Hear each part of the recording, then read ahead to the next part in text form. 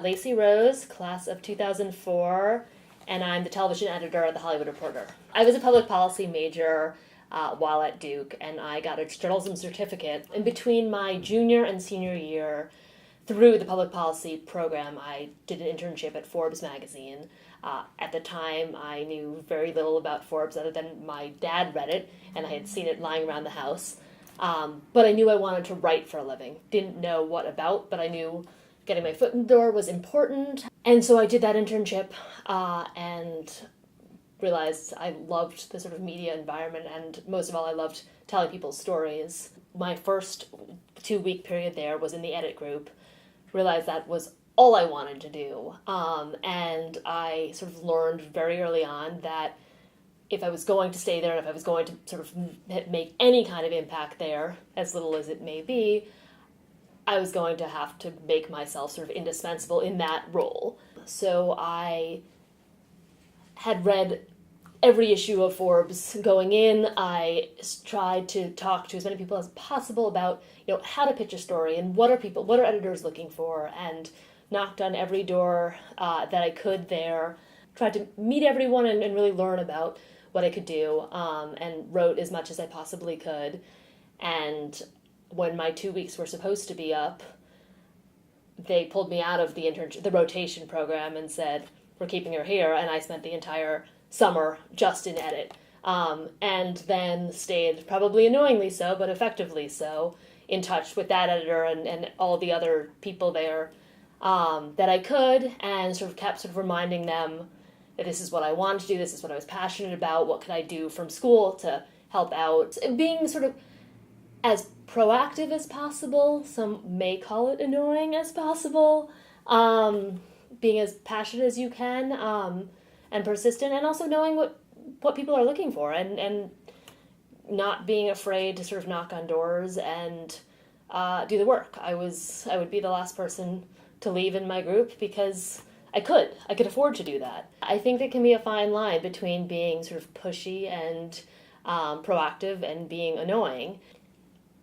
I think everyone likes to feel like they're an expert in something and that they have something to offer, advice to offer. I think I would go into people's offices or would stop by people's cubicles and I would want to learn from them, and I would ask them their advice about, what could I do to be helpful, and, if they were working on a story, could I help in the research process? Is there, maybe, if they needed a sidebar to a story, can I help on the fact-checking? I mean, sort of anything that would make their jobs easier, and also showing an interest in what they were doing and wanting to learn from them.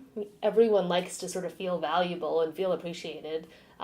So I think you do that with a smile on your face and actually put in the work, you can go a long way. It ultimately turned into a job post-school. I graduated on a Sunday and I started at Forbes on a Monday. I wasn't on the Chronicle staff. I wasn't sort of sitting in my dorm room writing articles all through college. I was pretty sure this is what I wanted to do, but I also felt like what would make me best at it was getting a sort of a well-rounded education and having a sort of a full social life and engaging in all parts of what Duke offered. And ultimately my job is still to find stories and get to know people and tell their stories. And a lot of sort of my earlier experience, my experiences at Duke were about meeting people and meeting different types of people.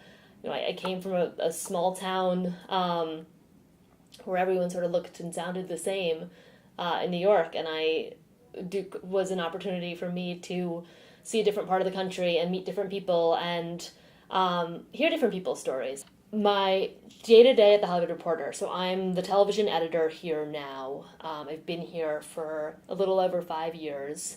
So I have a team of reporters here who cover the larger television business. So that's everything from the shows that you watch, the 400 plus shows that are on the air, to the actual sort of business behind all of these shows, from the network executives who are actually programming the schedules to the writers and the producers and the talent involved in all of it. My days range from, doing interviews with my subjects. So spending time with them, whether that's on their sets, whether that's at their homes, whether that's over a meal, to writing, which oftentimes I will lock myself in the office for days at a time and just write.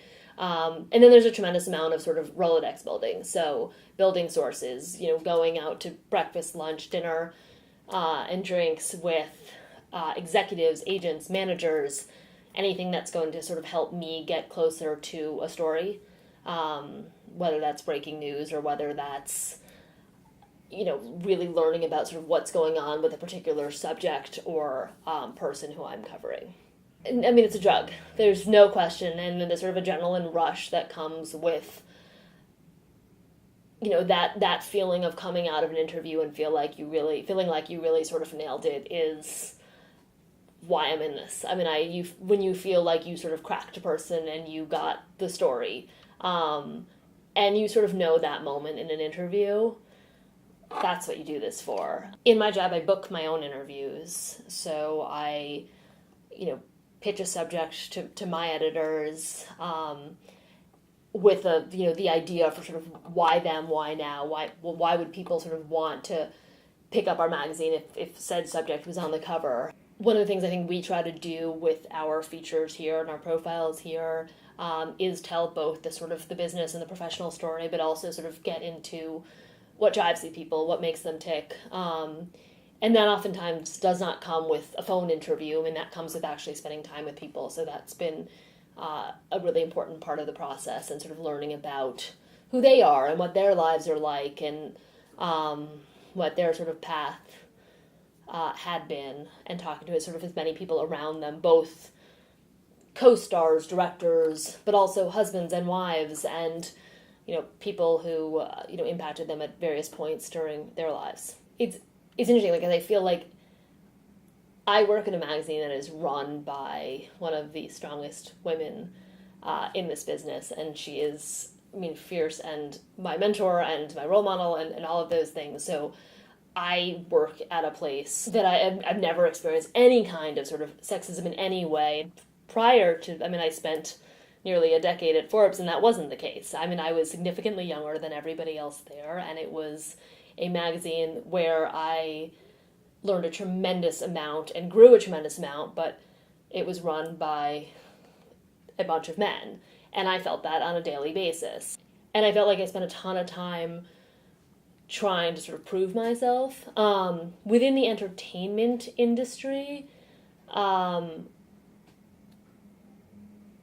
these networks and these studios are run by men. Pretty much across the board. So yeah, it's a little depressing. There's no question about it, and we struggle regularly to try and sort of find female leaders to cover.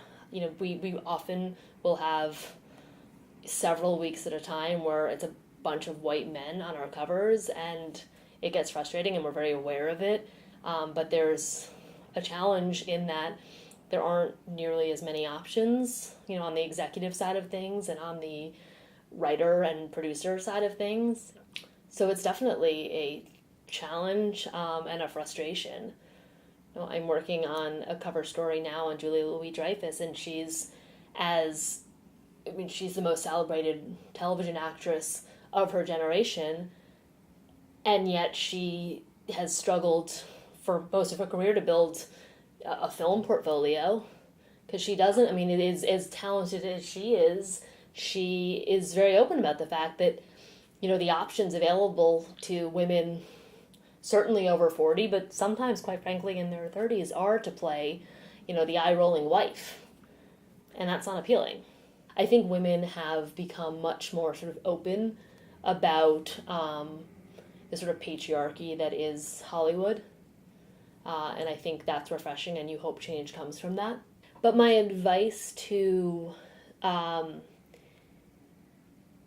young women who are entering the sort of the Hollywood sort of ecosystem, you're probably going to have to work a little harder, but work a little harder, and try and find mentors. That was something sort of early on that really helped me find people. In my case, they often weren't women. They were men because I didn't have too many older women to turn to when I was at Forbes. But find women and find people who you can learn from and who will help sort of pull you up.